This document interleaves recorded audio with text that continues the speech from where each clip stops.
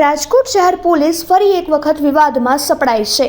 ટકતા સાથે તેના પૂર્વ પતિ દ્વારા કરવામાં આવેલી છેતરપિંડી બાબતની ફરિયાદ રાજકોટ શહેર પોલીસ દ્વારા નોંધવામાં ન આવતા મહિલાએ ગૃહ સચિવ તેમજ ગૃહમંત્રીને રજૂઆત કરવાની ફરજ પડી હતી। ત્યારે ગૃહ વિભાગ દ્વારા આદેશ કરવામાં આવતા રાજકોટ શહેરના ગાંધીગ્રામ પોલીસ દ્વારા મહિલાના પૂર્વ પતિ વિરુદ્ધ છેતરપિંડીની ફરિયાદ 9 દિવસ પહેલા નોંધવામાં આવી છે। ત્યારે મહિલાનો આક્ષેપ છે કે પોલીસ દ્વારા તેની છેતરપિંડીની ફરિયાદ નોંધવામાં આવી છે, પરંતુ મારામારીની ફરિયાદ આજ દિવસ સુધી નોંધવામાં નથી આવી। છેતરપિંડીની ફરિયાદ નોંધવામાં આવ્યા બાદ પણ ગાંધીગ્રામ પોલીસ દ્વારા રાજકોટ શહેરમાં તેના હરતા ફરતા પતિને ઝડપી પાડવામાં નથી આવી રહ્યો। મહિલાના પૂર્વ પતિ દ્વારા 1 વર્ષ પહેલા મહિલા સાથે છૂટાછેડા લેવા બાબતે 15 લાખ ચૂકવવામાં આવ્યા હતા। જો કે તે 15 લાખ રૂપિયા મકાન ઉપર લોન લઈને ચૂકવવામાં આવ્યા હતા। છૂટાછેડાના કાગળિયામાં પણ મકાનનો કબજો મહિલા પાસે રહેશે અને મકાનના તમામ હપ્તા મહિલાનો પૂર્વ પતિ ભરશે તે પ્રકારનું લખાણ કરવામાં આવ્યું હતું। જો કે લખાણ કરવામાં આવ્યા બાદ મહિલાના પૂર્વ પતિએ અન્ય મહિલા સાથે લગ્ન કરી લીધા છે, તેમજ ત્યારબાદ મહિલા અને તેને તેના પુત્રને એકલવાયું જીવન જીવવા માટે મજબૂર કરવામાં આવ્યા હોવાનું સામે આવ્યું છે। ત્યારે સમગ્ર મામલે મહિલા દ્વારા ગૃહમંત્રી હર્ષ સંઘવી સહિતના પાસે મદદની માંગણી કરવામાં આવી છે। અંજનાબેન જિગ્નેશભાઈ પનારા, મારી એક જ રજૂઆત છે કે આજથી 1 વર્ષ પહેલા મારા પૂર્વ પતિએ અને મારા સાસુ નણંદે મારી સાથે 25 લાખની છેતરપિંડી કરી છે અને મારા જે નણંદ મોટી નણંદ છે એ બેંકમાં છે અને એને બધી જાણ હોવા છતાંય આ વસ્તુ આગળ વધતા નથી અને 25 લાખની છેતરપિંડી કરીને મારા હસબન્ડ વયા ગયા છે।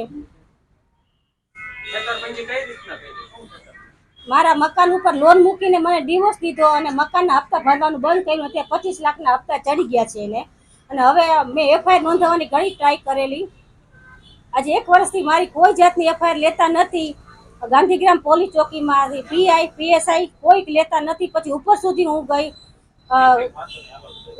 હું ગઈ તો ત્યારે જ્યારે 1 વર્ષે મારી એફઆઈઆર લીધી એણે ઉપર સુધી કમિશનર સાહેબ સુધી એની ઉપર સુધી ગાંધીનગર સુધી વાત પહોંચી પછી લીધી અને આજે એ લોકોએ એફઆઈઆર લીધી અને 9 દિવસ ત્યાં પીઆઈ સાહેબ કે પીએસઆઈ કોઈ જાતનો જવાબ દેતા નથી અને આરોપીની ધરપકડ કરતા નથી, ઘટક નથી, એક ફોન પણ નથી કરતા।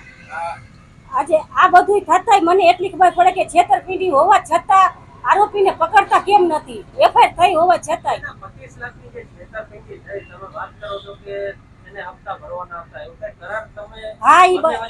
હા, ડિવોર્સના કાગળિયામાં બધાય કરાર છે કે એને હપ્તા ભરવાના, પોતાને કઈ તકલીફ થાય તો એની પ્રોપર્ટી વેચીને બી હપ્તા ભરવાના, એવું કરારમાં લખેલું છે।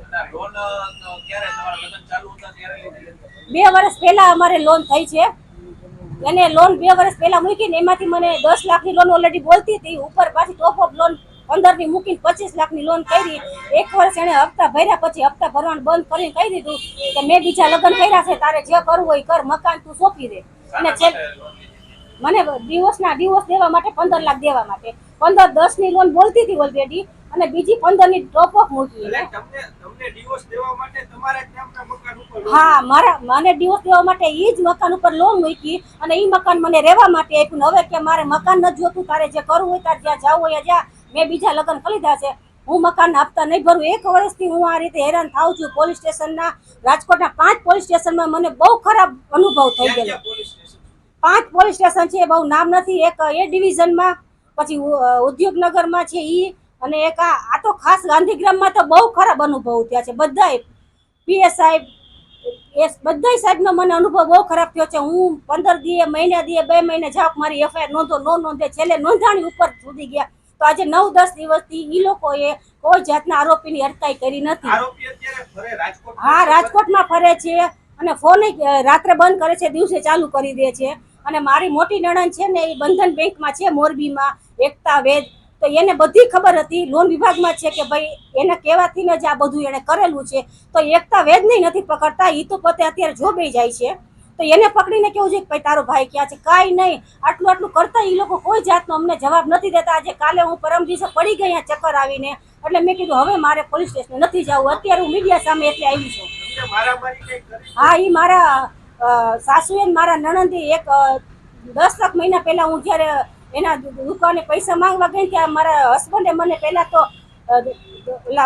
દુકાનમાં મારેલી, પણ દુકાનમાં કોઈ જાતનો વિડીયો નહોતો, સેલરમાં દુકાન છે.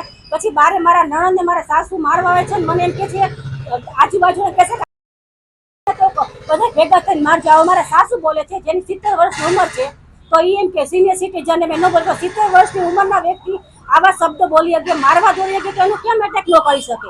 અને એનું નામ છે પાછું, અને 4 જણનું નામ છે, તો ચારેયને એને એક વખત તો એને બોલાવીને કેવું જોઈએ ને કે તમારો છોકરો ક્યાં છે. 9 દિવસ લગી નામ ચાલે. એટલે આ વસ્તુ 19,000 નો હપ્તો આવે છે.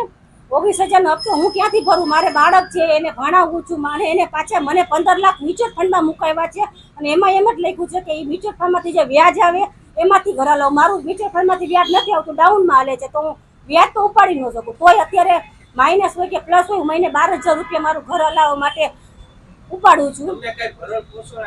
ના, ઈ જ 15 લાખ આપ્યા, મ્યુચ્યુઅલ ફંડમાં મૂક્યા, એમાંથી જે પૈસાનું વ્યાજ આવે એમાંથી મારે ઘર હલાવવાનું.